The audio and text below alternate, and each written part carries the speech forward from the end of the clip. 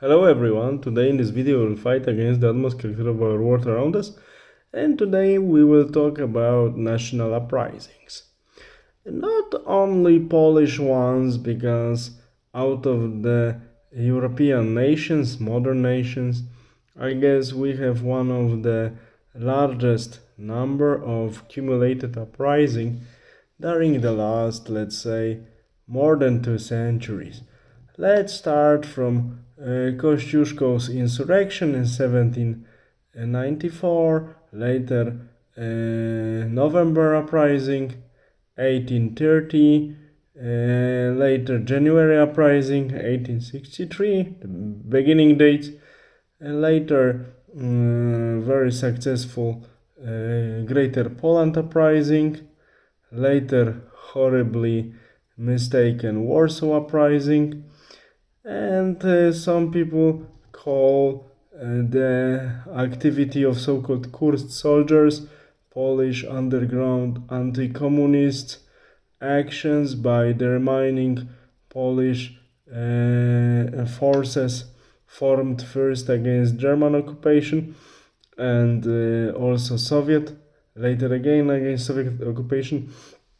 So the main activity of this Kursk soldiers, so-called, Polish anti-communistic underground, the main activity of these groups took place from 1944 till 1947, till the amnesty given by the communist government to the people who leave the forests and the weapons and go to the normal life.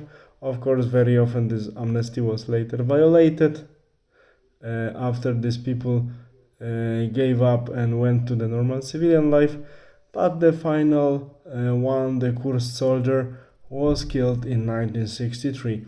Some people, as I mentioned already, call their activity as another anti-communistic uprising. For me, in my opinion, it's too much. It was simply anti-communistic underground, not organized uprising, but okay, here we can agree or disagree.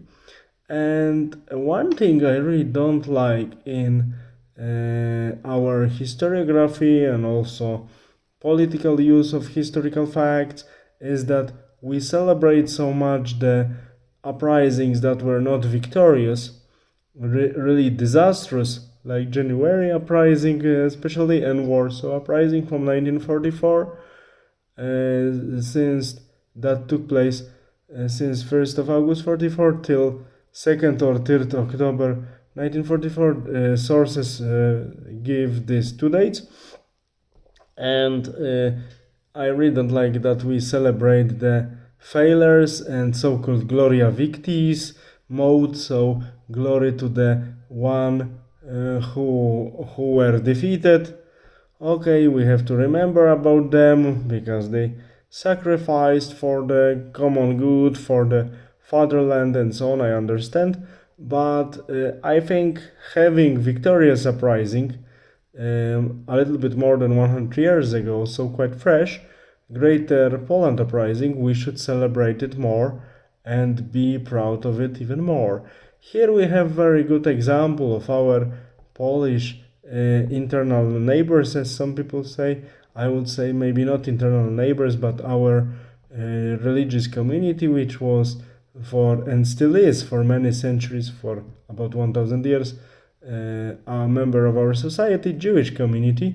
They have very long tradition of the uprisings as well, especially in antiquity, in most cases unsuccessful, but there was one successful uprising, of course, characterized by religious fanatism and hatred, especially towards the ex-Jewish who decided to be Greeks and didn't manage to escape, their brothers who decided to stay Jewish and started uprising against Hellenized Seleucid dynasty and their officials.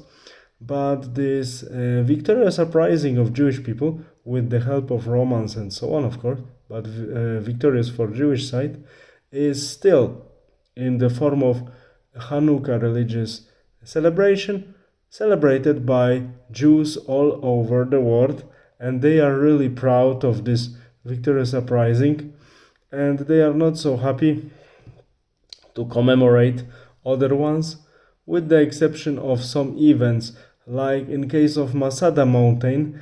They celebrate these members of the Zealot sect, who were actually anti-state, anti-social sect of assassin and murderers and thieves, but they, of course, finished their existence, majority of them, because several persons survived. That's why we have accounts, witnesses. Majority of them finished their existence during the siege of Masada, committing collective suicide, massive suicide, and that's why they became famous. And modern state of Israel is using their example as the perfect example, irony, for the sacrifice for the fatherland. Surprisingly, the sect of zealots, who were, as I mentioned, robbers, murderers, and assassins, and for sure they were not very pro-social and pro-state organization, but we know its national myths go different way, and history goes very often different way. So I think that we should also, as Polish people and other nations who have really long traditions of uprisings and fighting for freedom, celebrate more victorious uprising. Of course, remember and commemorate the ones ended up with failure, but celebrate and remember more victorious ones to keep our spirit high. All the best. Have a nice day. Bye.